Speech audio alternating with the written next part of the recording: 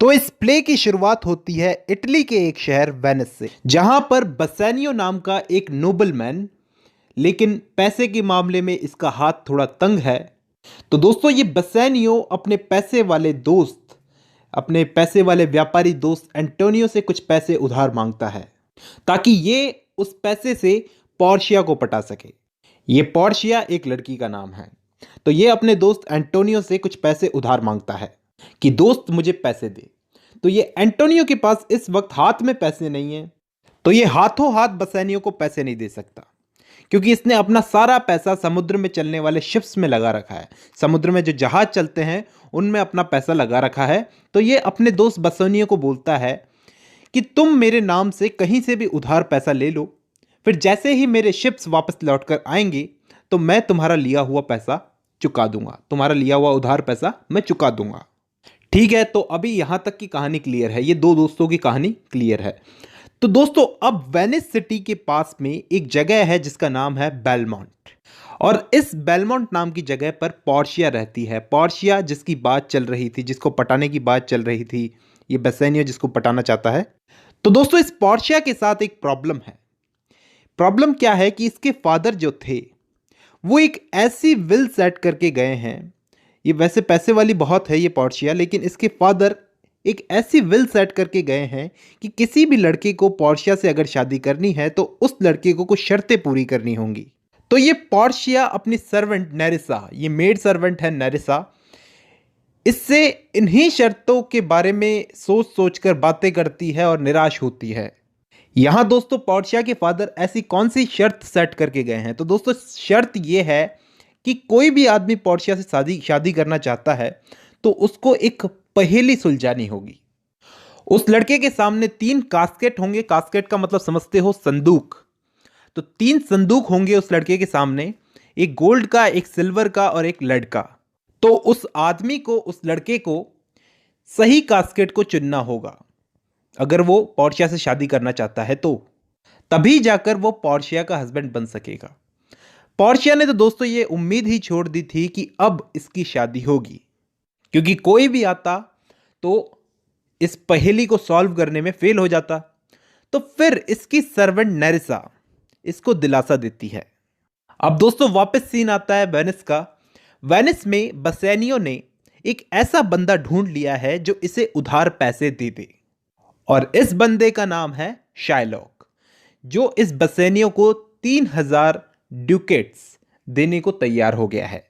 पहले पहले तो दोस्तों ये शाइलॉक मान नहीं रहा था एंटोनियो की गारंटी पर इसको पैसे देने के लिए, लेकिन बड़ी हिचकिचाहट के बाद ये शाइलॉक मान गया 3000 ड्यूकेट्स देने को।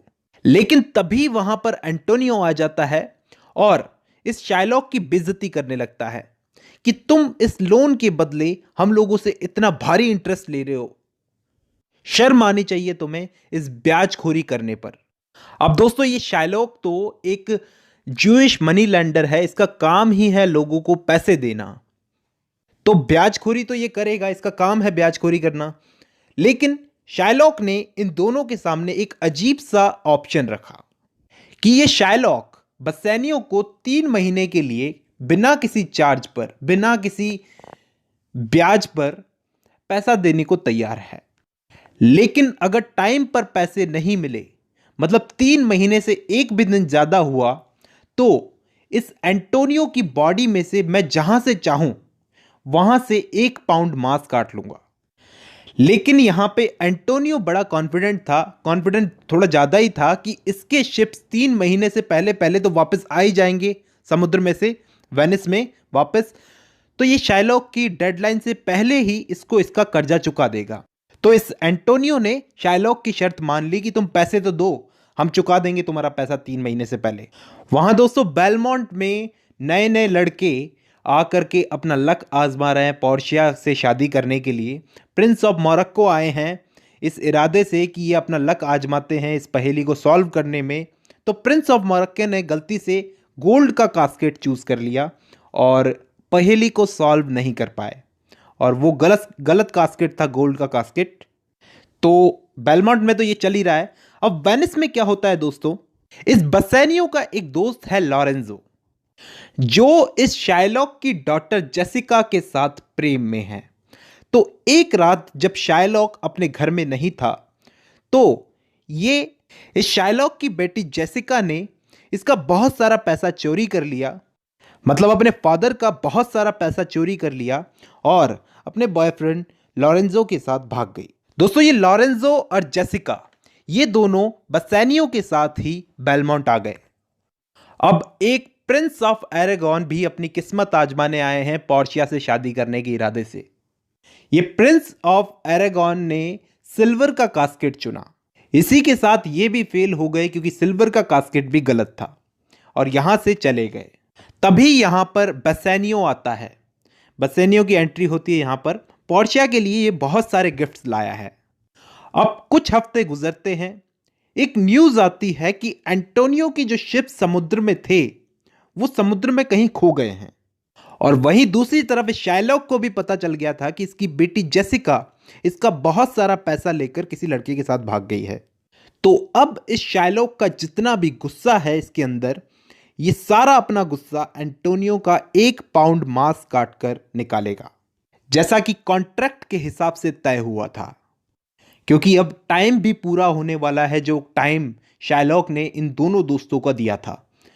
अब दोस्तों, बेलमोंट में पोर्शिया और बसेनियो आपस में अपना बहुत सारा टाइम स्पेंड कर रहे हैं, बहुत सारा टाइम गुजार रहे हैं और एक दूसरे से प्रेम भी करने लग गए हैं ये दोनों। लेकिन इन दोनों की शादी में सिर्फ एक ही प्रॉब्लम थी, वो पहेली, करेक्ट कास्केट चूज करने वाली पहेली, जिसमें बहुत सारे प्रिंस फेल हो गए। तो ये बसेनियो क्या सॉल्व करेगा उस पहेली को? दोस्तों, ये पोर्शिया बसेनियो को खोना नहीं चाहती कि बसेनियो गलत कास्केट को चूज करे, गलत कास्केट को चुने और उससे बाकी शूटर्स की तरह वो भी दूर हो जाए। लेकिन यहां पे अच्छी बात यह हुई कि बसेनियो ने सही कास्केट को चुना, लेड के कास्केट को चुना। तो अब इसने पहेली सॉल्व कर ली है। तो पोर्शिया ने इमीडिएटली अपनी रिंग देकर बसेनियो से सगाई कर ली और पोर्शिया ने इससे वादा लिया बसेनियो से कि तुम वादा करो इस रिंग को कभी अपने से दूर नहीं करोगे, कभी इसको खोगे नहीं। दोस्तों, इस पोर्शिया की जो सर्वेंट है नरिसा, इसको भी बसेनियो का ये दोस्त जो है ग्रेंटियानो ये पसंद आ जाता है और ये दोनों भी आपस में सेट हो जाते हैं।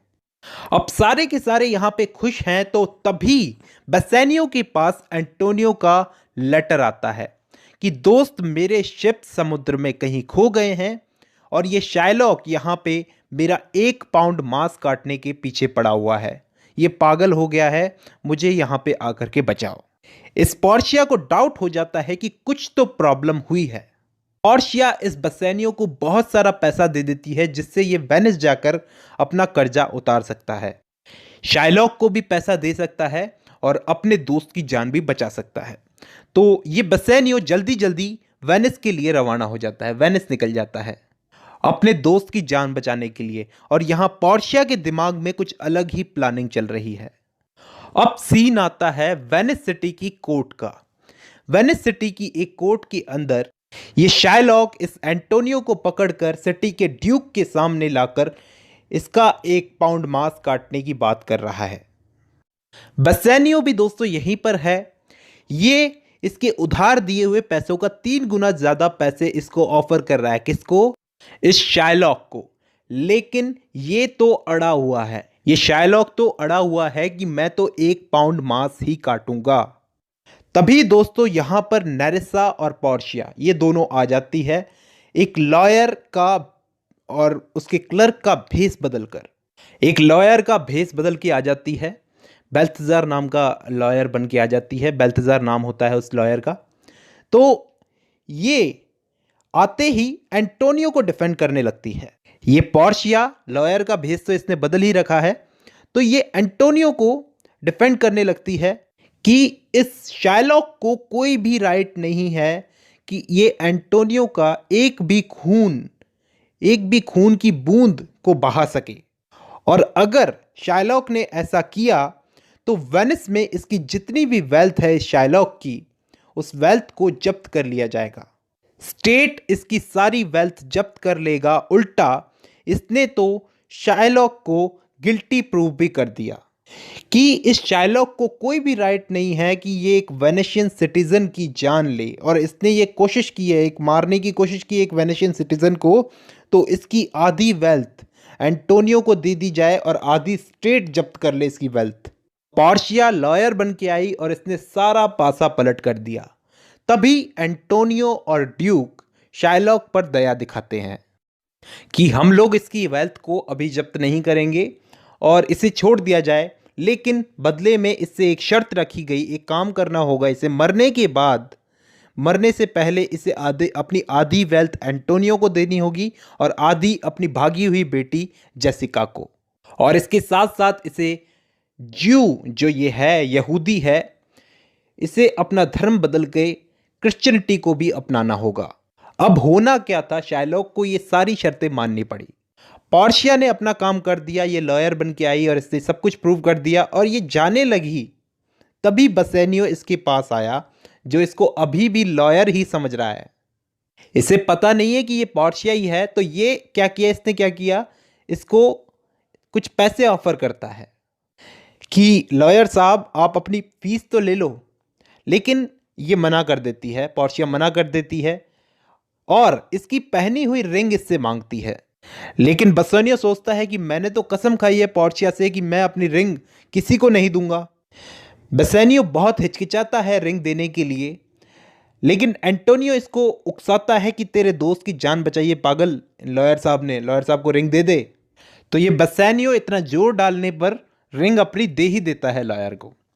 ठीक है, तो अब बेलमोंट का सीन है दोस्तों, इस प्ले का एंड आ चुका है। बेलमोंट में ये लॉरेंजो और जेसिका ये दोनों मज़े से अपनी लाइफ जी रहे हैं। अब सुबह का सीन होता है, ये बसेनियो, एंटोनियो, पोर्शिया और नरिसा ये सब एक जगह पर मिलते हैं।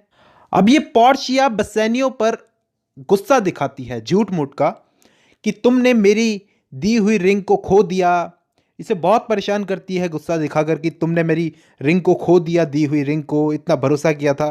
तो ऐसे ही बहुत परेशान करने के बाद ये इसको सच बता देती है कि कोर्ट रूम में हम लोग ही लॉयर बन कर के आए थे और तुम्हारी रिंग मेरे पास ही है।